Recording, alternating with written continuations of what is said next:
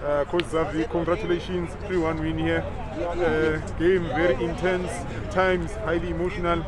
What were your thoughts on the game? Yeah, I think a very emotional game, definitely. It's one of the key points that I actually spoke to the players about before the game was our emotional intelligence was going to be key.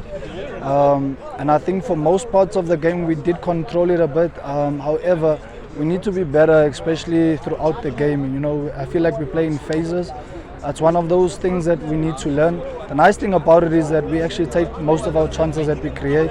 And one of the key factors were, and I told the players before the game, was that we need to get as many balls into their box as possible, whether it be around the press, whether it be in between it, and also on the transition because of the pace that we also generate. Going into this game, you played against them, you know how they play, and you anticipated that it would be an emotional game, very intense. Yeah. What was your approach tactically? Well, look, tactically what we tried was we didn't want to lose who we were. And also it also shows if you're going to go against what you normally do, a lot of the players also, they look and they ask, is the coach a little bit nervous here or there? And that's why we went against that and we said, no, we know who we are, we're going to stick to what we do. We're playing at home, we're playing on a carpet, and we're going to play to what we understand. I was very surprised by the opposition putting Zweli, the left centre back. Usually played left back, especially at Highlands, Stellenbosch and so on. But they put it as a holding midfielder, so I was very surprised by that. And then later on in the game, I saw him go to left back. I knew the left back wasn't the best. Looks like a youngster there that's still learning his trade. So we needed to also kind of put pressure on that side, try and overload that side and see if we could get joy.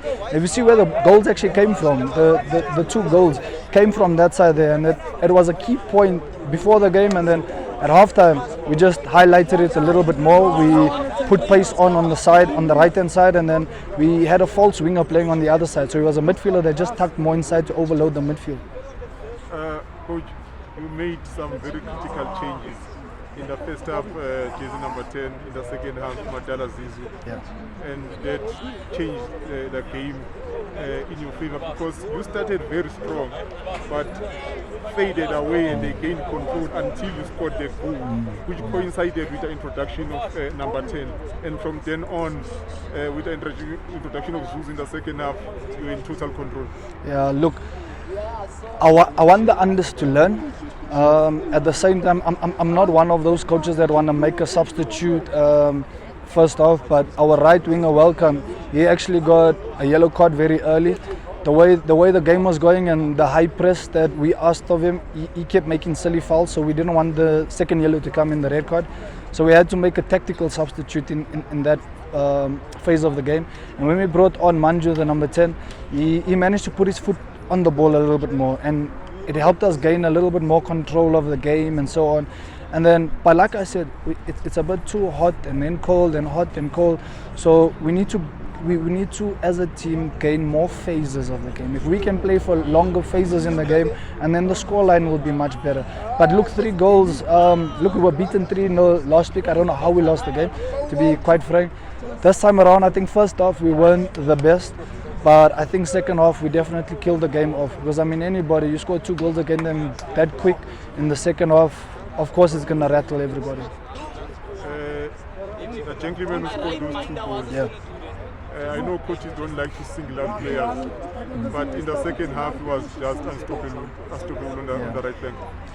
Look, the nice thing is that also the team played to his strengths, because we knew we needed to find him in 1v1 situations. We knew also the opposition was playing a high line, you know, and with them playing a high line like that, the individual that you're talking about, O'Neil Hendricks, he was very influential in the second half, and we told him, you know, just be yourself.